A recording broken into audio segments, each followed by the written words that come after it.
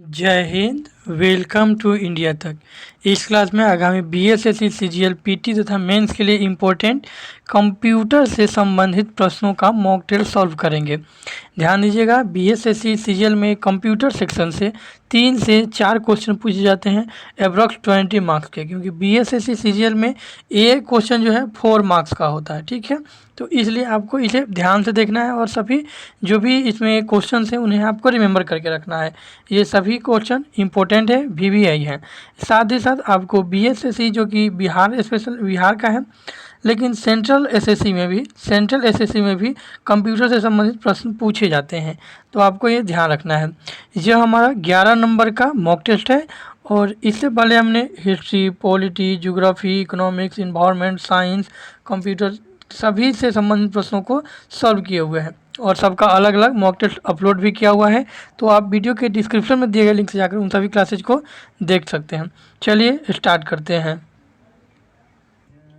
Computer से संबंधित पहला प्रश्न है, कौन सी डिवाइस प्रोग्राम और डाटा के बीच का अंतर समझ सकती है।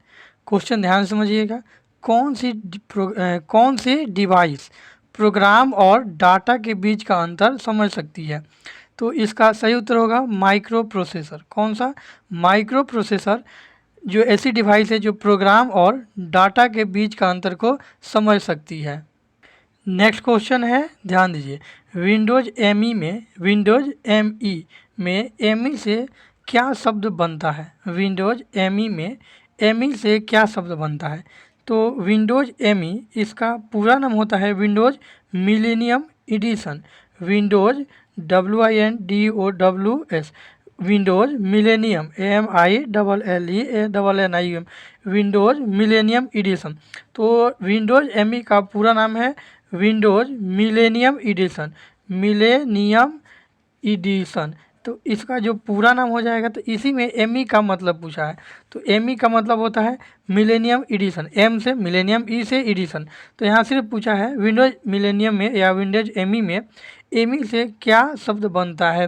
तो विंडोज मिलेनियम में एमई से या विंडोज एमई में, यहाँ शॉर्ट में एमई दिया हुआ है, यहाँ से ये पूछा है कि एमई का फुल फॉर्म आपको अगर याद रहता है तो आप इजीली आप इसका आंसर दे सकते हैं। तो विंडोज एमई में एमई से क्या शब्द बनता है। तो एमई से मिलेनियम शब्द बनता है। बाजार में कॉर्डिनम, मिलेनियम और एमई का उच्चारण भी इस तरह से किया जाता है। यह जो मिलेनियम एमई है, इसमें माइक्रोसॉफ्ट द्वारा विकसित एक ग्राफिकल ऑपरेटिंग सिस्टम है, जिसे ऑपरेटिंग सिस्टम के विंडोज 9X परिवार के एक सदस्य के रूप में विकसित किया गया है। आपको ध्यान रखना है कि विंडोज एमई का पूरा नाम है विंडोज मिलेनियम एडिशन। चलिए बढ़ते हैं नेक्स्ट क्वेश्चन की तरफ। नेक्स्ट क्वेश्चन है, इंस्ट्रक्शनों के उस समूह को क्या कहते हैं जो कंप्यूटर को बताता है कि क्या करना है। अर्थात वे इंस्ट्रक्शन या इंस्ट्रक्शन के वे ग्रुप जो कंप्यूटर के बताता है या कंप्यूटर को बताता है कि क्या करना है, उसे प्रोग्राम कहा जाता है।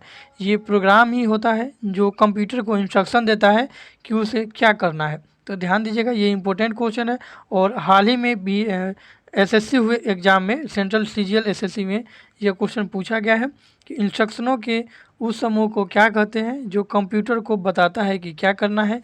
तो ये प्रोग्राम का काम है कि कंप्यूटर को बताना कि उसे क्या करना है। चलिए हम बढ़ेंगे अगले क्वेश्चन की तरफ।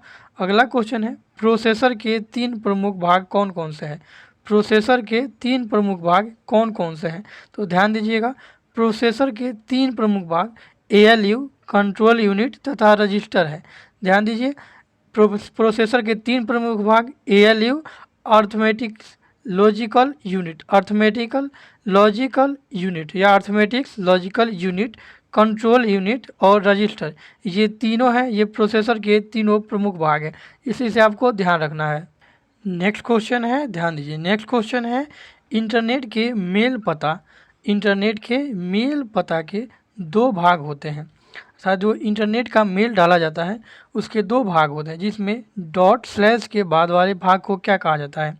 जब आप कहीं भी इंटरनेट में जब उसका HTML डालिएगा तो वो होता है HTTP उसके बाद डॉट स्लैश करके आता है, HTTP उसके बाद डबल डैश और स्लैश आता है, डॉट स्लैश आता है।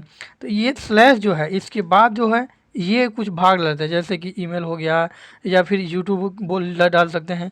तो ये HTTP और डॉट स्लैश, तो इसके बाद जो भाग आता है, लेकिन ये क्वेश्चन में सिर्फ स्लैश दिया है। तो स्लैश के बाद वाले भाग को क्या कहा जाता है? तो ध्यान दीजिएगा, जब इंटरनेट में हम कोई भी पता डालते हैं, वेब यूआरएल डालते हैं, तो उसमें जो स्लैश आता है इसके बाद वाले भाग को डोमेन कहा जाता है। क्या? डोमेन कहा जाता है।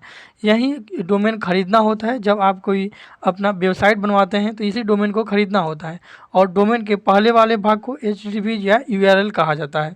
ठीक है, तो इसे आप ध्यान रखिएगा। ये बहुत ही इंपॉर्टेंट क्वेश्चन है कि किसी भी इंटरनेट पता में डॉट या स्लैश के बाद वाले भाग को क्या कहा जाता है? तो उसे डोमेन कहा जाता है। नेक्स्ट क्वेश्चन है, कंप्यूटर भाषा जावा के आविष्कारक कौन है? अर्थात जावा जो है कंप्यूटर की एक भाषा है, ये पूछ रहा है कि इसका आविष्कारक कौन है। तो ध्यान दीजिएगा, कंप्यूटर भाषा जावा के आविष्कारक सन माइक्रोसॉफ्ट है। कौन? सन माइक्रोसॉफ्ट है जावा के आविष्कारक। चलिए बढ़ेंगे हम अगले क्वेश्चन की तरफ। अगला क्वेश्चन है, कौन सा पेरीफेरल पोर्ट, क्या कौन सा पेरीफेरल पोर्ट लेजर प्रिंटर को सबसे तेज गति प्रदान करता है? तो पैरेलल, कौन सा? Parallel peripheral port laser printer को सबसे तेज गति प्रदान करता है। तो इसे आपको ध्यान रखना होगा कि जो पैरेलल ऐसा एक पेरीफेरल पोर्ट है जो लेजर प्रिंटर को सबसे तेज गति प्रदान करता है। तो इसे आपको ध्यान रखना है। चलिए बढ़ते हैं अगले क्वेश्चन की तरफ। अगला क्वेश्चन है, पीजीपी का पूरा रूप क्या है? मतलब पीजीपी का फुल फॉर्म पूछ रहा है। तो पीजीपी का फुल फॉर्म है प्रेटी गुड प्राइवेसी। क्या? Pretty good privacy, pretty good privacy. तो पीजीपी का फुल फॉर्म आपको याद रखना है, इसका फुल फॉर्म होता है प्रेटी गुड प्राइवेसी। चलिए अब नेक्स्ट क्वेश्चन देखते हैं। जो नेक्स्ट क्वेश्चन है ये इंपॉर्टेंट है।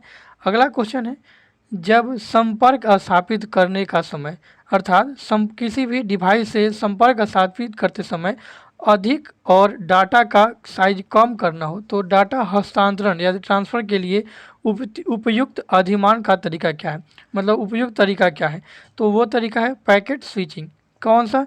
Packet switching. ध्यान दीजिएगा, पैकेट स्विचिंग एक डिजिटल नेटवर्क ट्रांसमिशन प्रक्रिया है जिसमें विभिन्न नेटवर्क उपकरणों के माध्यम से तेज और कुशल ट्रांसफ़र के लिए डेटा को उपयुक्त आकार में के टुकड़ों या ब्लॉकों में तोड़ा जाता है।